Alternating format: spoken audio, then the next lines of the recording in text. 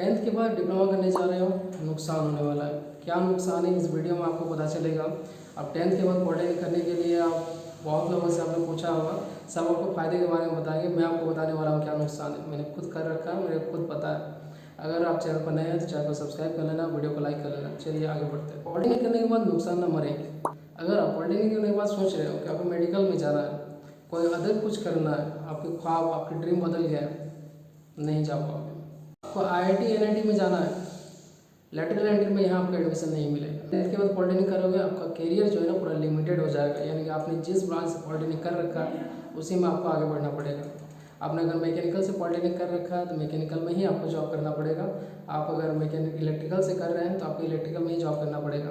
या जो पढ़ाई होती है ना मेन स्ट्रीम से, यानी कि जो आप इंटर में पढ़ने वाले थे, मैथ साइंस ये सब चीज़ों के बारे में, यहाँ उन सब चीज़ों के बारे में पढ़ाई नहीं होगी। यहाँ पे क्या है, एप्लीकेशन ऑफ मैथ है, एप्लीकेशन ऑफ साइंस है।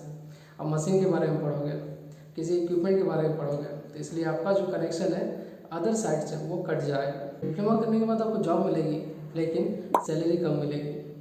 आप काम बीटेक वालों के साथ करोगे, बीटेक वालों के जैसे काम करोगे, लेकिन आपकी सैलरी कम रहेगी। ये हर चीज़ का कुछ नुकसान कुछ फ़ायदा होता है। ये आपको डिसाइड करना है आपके लिए क्या सही है।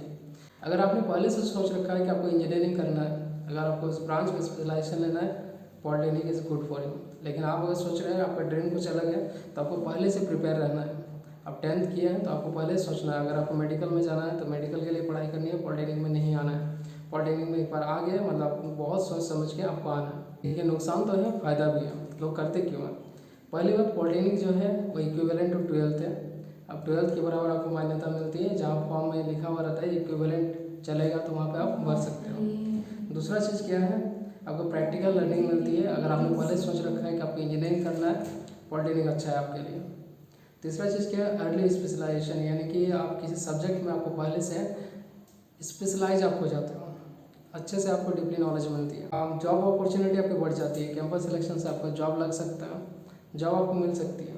लेकिन वही बात है, थोड़ी कम सैलरी मिलेगी लेकिन जॉब मिलने का चांसेस अदर ज़्यादा हो जाता है। और हायर एजुकेशन की अगर बात करें तो जैसे मैंने आपको कहा कि IIT NIT में लेटरल एंट्री में आपका एडमिशन नहीं होगा, लेकिन फिर भी आप बीटेक कर सकते हो किसी दूसरे संस्थान से, BIT से जैसे कर सकते हो, लेकिन वहाँ पे आपको लेटरल एंट्री में एडमिशन मिलता है। तो आप क्या कर रहे हो, 10th के बाद पॉलिटेक्निक कर रहे हो या नहीं, कमेंट बॉक्स में ज़रूर बताना।